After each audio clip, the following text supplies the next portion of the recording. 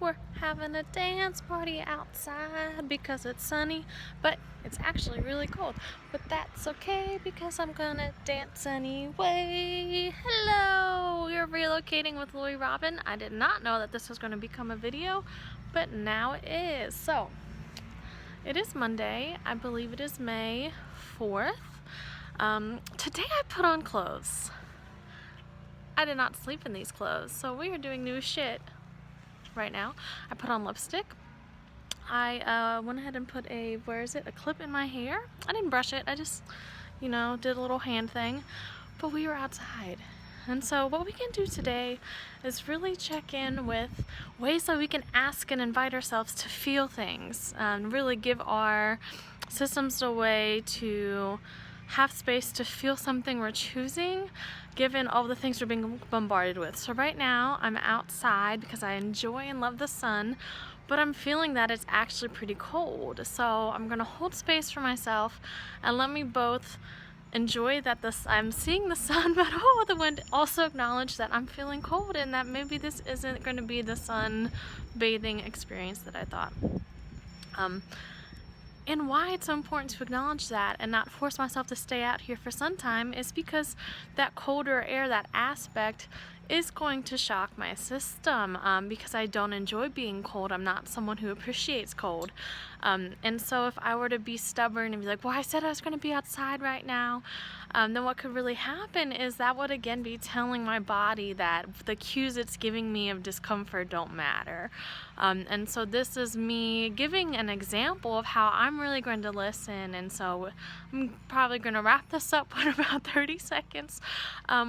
But yeah, so it really is about really understanding, especially now during a pandemic, during shutdown, lockdowns, isolation, all of the things that are happening, and especially if you're an essential worker and having to go out so much, and it's not something you're desiring doing, really acknowledging the fact that our systems are so overwhelmed right now. We're facing something we've never faced before. We don't have much room for choice once we leave our house if we're able to have a home that we're in steadily right now. And so acknowledge the fact that it's like, imagine being in like a dishwasher, but you're not a dish and you like need to breathe, but you're just having all of that hot, scalding, soapy, probably tasting really bad water slapping you with food gunk, like this is a wild example, but that is sensory overload. And that's what we're living in right now. So even though, yes, the wind stopped and it feels gorgeous and amazing right now, yes, the universe is giving me a few more seconds with you, but even though there are bits of joy and like, yes, it's about ending that and really appreciating this time outside and that my dog is being so cute and rolling around in the grass, living her best life, even though she's going to smell like gophers. I'm going to just let that be another moment. Acknowledging that, yes, I can enjoy this moment so much. And I can also hold space for myself because of the moments before that were really challenging. And you can flip that too. Like, yes, you've had weeks and weeks and weeks of shit piling up, maybe even years in a lifetime, depending on how many oppressions you're facing. And if you have access to a few minutes of sun, yes, get that, nourish that. That is really going to be able to do this like surface level rejuvenation. And just hold space for the fact that we're going to need to repeatedly have the surface level shifts before we can really then have that conversation about how to have the more deeper intentional healing that can really bolster us up and create some buffers between the weight of the impact of the oppressive systems and all of the ways that we're in sensory overload. I just said a lot of words. And so I think right now it feels good if we do a breathing practice together to really check in with your nervous system. How is your body feeling? And giving your body that chance to communicate back to you what the fuck is going on. We put so much pressure, and we're taught to put pressure on our minds to be able to tell us what's happening with us. But our minds are the ones like processing. It may not actually be where the experience is residing. And so our body is asking us to let it speak. So we are going to give our bodies the mic and say, shut up right now. Maybe that's a little harsh. Sometimes, however stern you feel you need to be. But like, please pass the mic, brain, and over-functioning and societal expectations. Pass the mic and let my body wisdom have a moment.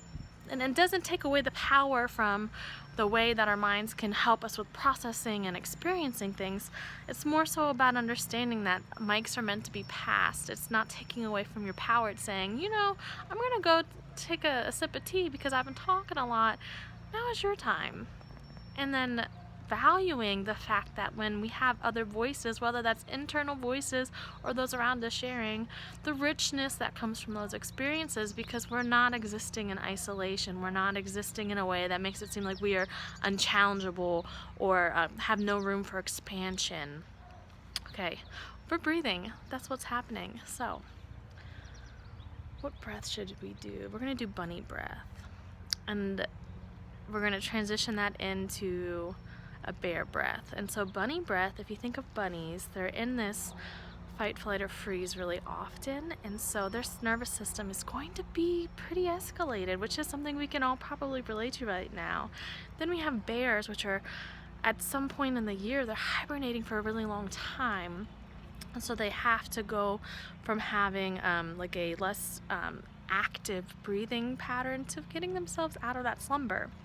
And so first, for bunny breath, we're going to imagine we have our little bunny nose on, and we're going to acknowledge the fact that I'm allergic to pollen, so that was a lot of outside breathing. And so for the counts of 6, you're going to breathe in very quick staccato breaths for 6 counts. So, and then you're going to be breathing out as quickly. And then fluctuate in 6, out 6, in 6, out 6 for a few times, and just notice what that makes your body feel like. So,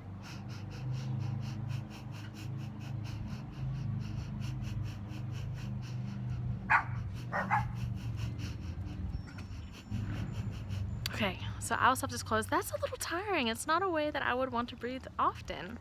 So now we're going to see how we can transition that into, actually we're going to do the inverse. Instead of the bear waking up, we're going to be the bear getting ready for hibernation. We're going to be the bear that's ready to go and have some deep rejuvenating rest this week.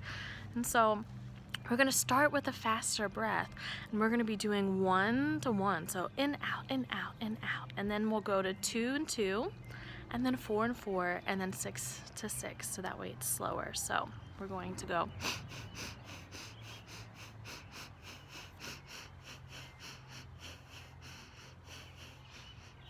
And now we're going to hold in for 4, out for 4, and really slow that down.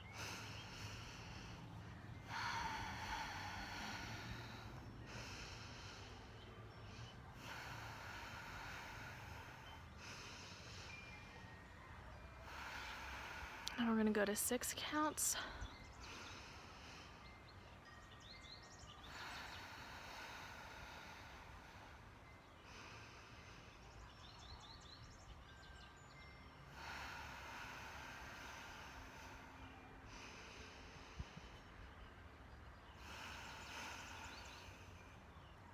Alright, I feel complete with that.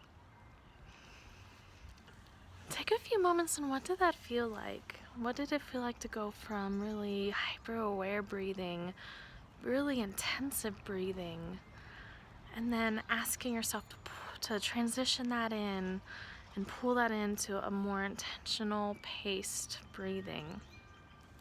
For me, that really felt like acknowledging how uncomfortable it is to be over-processing, over-functioning, and how that's been happening a lot lately, but I haven't been giving myself the space to breathe. Then transitioning into that bear breath and that more like hibernation-based breath, that restorative breath, really felt like the reminder to me, like, I have other needs to check in with. So one of them is hunger, so I'm going to go ahead and eat. I'm going to do a few probably tree poses outside in the sun. I really love doing that to charge my my energy. And human design, I'm a mental projector, so every energy center, or really every center from the throat down, I have open, so I don't have consistent access to energy the same way people with defined sacrals do. So I'm really going to charge up in the sun, because to me that is nourishment, that is eating in a sense. It's getting that solar energy. I'm gonna go eat. So thank you for joining in. A quick recap is we were talking about how we can acknowledge the over-functioning we're being asked to do right now and really feel into how that's feeling in our bodies, and look at that as a way to have these like surface level but really necessary first steps in processing and acknowledging and nourishing our energy. So then that way, with some practice, after a few days, a few weeks, we can transition into more deep energy work and space for healing and acknowledging, and we can really do that by incorporating improv and improvising, by being able to yes and the situations. Like, yes, I'm feeling a whole bunch of shit, and if I have 30 seconds of sunshine that I enjoy in that day, I'm going to nourish that, because it's going to then give me that energy shift, even if just for a few moments, to be able to then step into the next moment that I'm going to be in.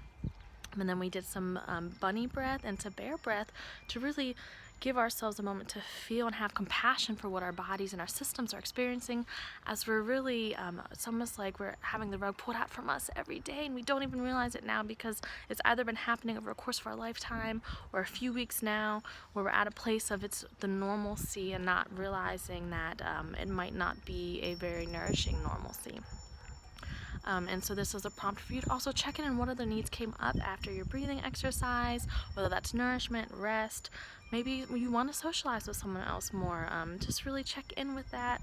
I'm going to show you the sky and then really just give you a few seconds of this beautiful sun and energy and the wind chimes.